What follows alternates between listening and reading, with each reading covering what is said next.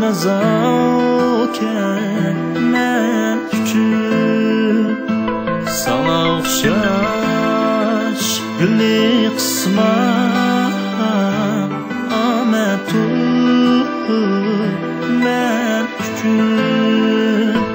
sana o'xshash gulli qismat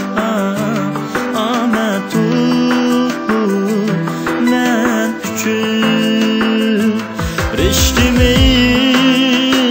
chin bog'lanib talay manga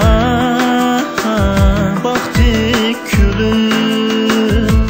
bo'lmasa ulfat edi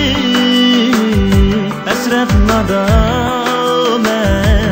men uchun bo'lmasa ulfat edi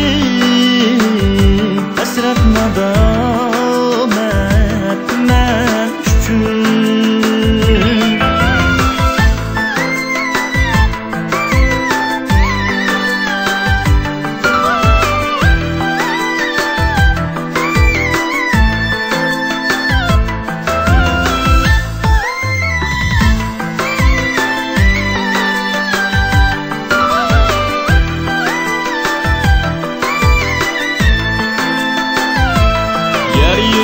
Yeryüzünde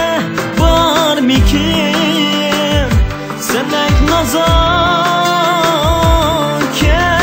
yana yeryüzünde var mikin